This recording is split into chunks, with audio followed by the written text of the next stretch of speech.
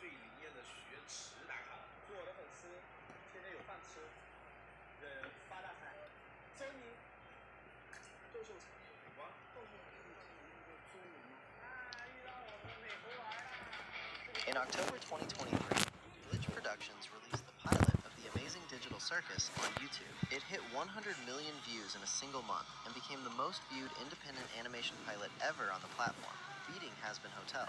Gooseworks went from being a relatively small animator, known for stuff like Little Runmo and composing music for Has-Been Hotel, to being the creator of a worldwide phenomenon basically overnight. The show has now crossed 1 billion views. It's on Netflix, and the finale is going to theaters in June. 你干嘛啊？裤子为什么每次都要丢这样？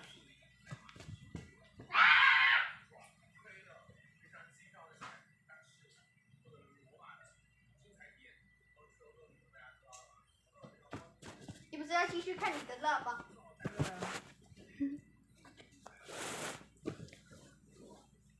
From the outside looking in, it sounds like a dream.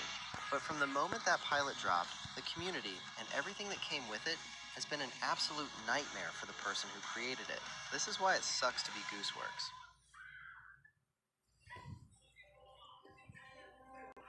The pilot wasn't even a week old when the first wave hit. A group called the UTTP, which is basically a bunch of kids who go around raiding fandom wikis for attention, decided to target the TADC fandom. They harassed and doxed voice actors.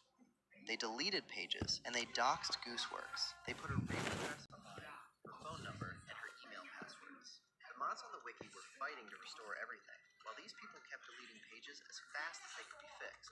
This is within days of the pilot going live. The show hasn't even had a second episode yet, and the creator is already getting doxxed by strangers on the internet.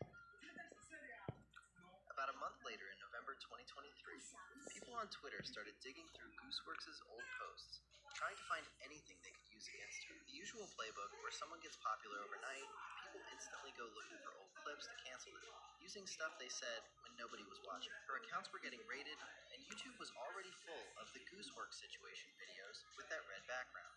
And you gotta remember, she had only made one episode of that one. She pitched the idea to Glitch only 2 weeks earlier. Some people are so miserable that the only joy they get is tearing down someone who actually made it. As TADC kept growing, it became one of the biggest targets for content farms on YouTube.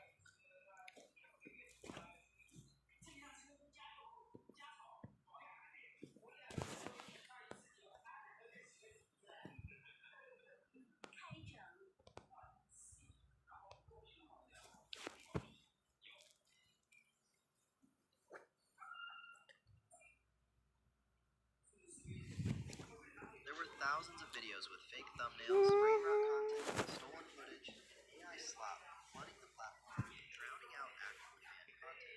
Gooseworks herself actually addressed it, begging fans to make good quality content to balance out the constant flow of garbage that was being pumped out under her show's name. She also had to deal with fake leaks circulating constantly, to the point where she eventually said, "Nobody's ever leaked anything real except for me, so I don't care." But yeah, it's easy for most YouTubers to just make videos about leaks they know are fake. Throw them in the thumbnail with a title like Episode 9 Revealed, and just turn it into clickbait and farm views.